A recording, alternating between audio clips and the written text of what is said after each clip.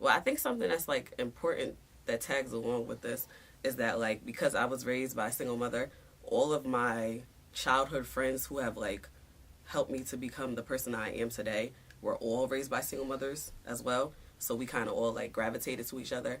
So even if I didn't get a talk from my mother about like what I should look for in a guy, my friends helped me to figure out what I should be looking for in a guy. One thing that I've noticed while talking to my other friends who were raised by single mothers is that like when we get into a relationship, we're overly annoying with wanting affection because we've never watched two people have affection for each other because it's always just mom in the household raising you. So like whether it's waking up in the morning and wanting to talk to you or wanting to touch on you every time I'm around you, just being annoying in general because I guess you feel like if you don't actually physically feel the person, then it's something that can slip away because you never got to actually watch that while you were growing up. Me now, I just take it as I'm 23.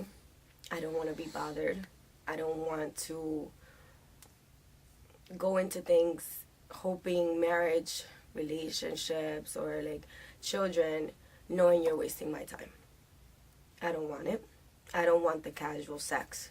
I don't want the I text you for 3 months and then it's kind of like, oh, we were just texting. Oh, okay.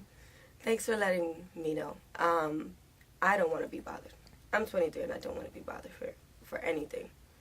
Because when I love really hard. There is no stable relationship, especially for men that I don't think came from a stable relationship themselves. Because I never met my grandfather, but my grandmother is the most beautiful thing to me.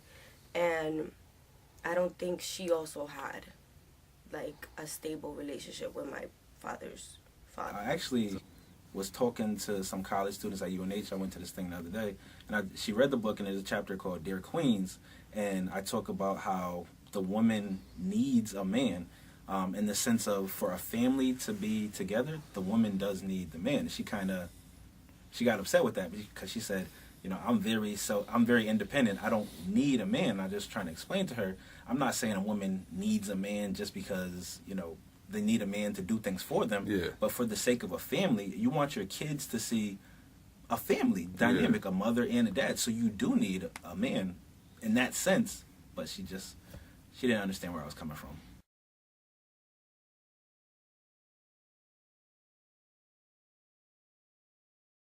I would say with my grandparents, they're a whole lot more tolerant.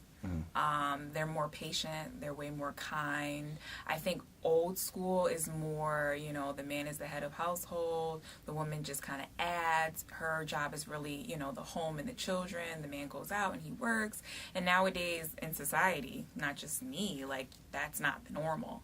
Whereas back then it was. So even like talking to them about relationships and things like that, their advice is definitely, well, could you have done this differently? Could you have done that differently? Well, why did you say anything at all? Whereas my mom would chime in and be like, girl, you should have said. And my father would be like, now So it's like, you get all these mixed reviews. But from my grandparents, no. They're like, you need to simmer down. Let the man be the man. And if it's meant to be, it'll be. I think the biggest thing that I learned from my father, not relationship-wise, but like just as a person, is that people can change based on different things that happen in their life. So my father's mother died like two years before I think 2 years before I was born. And I think that relationship that he had with his mother and then how it ended abruptly tainted the way that he was able to be a father to me and my siblings. And the older we got, the better it got. My family dynamic was pretty much all women.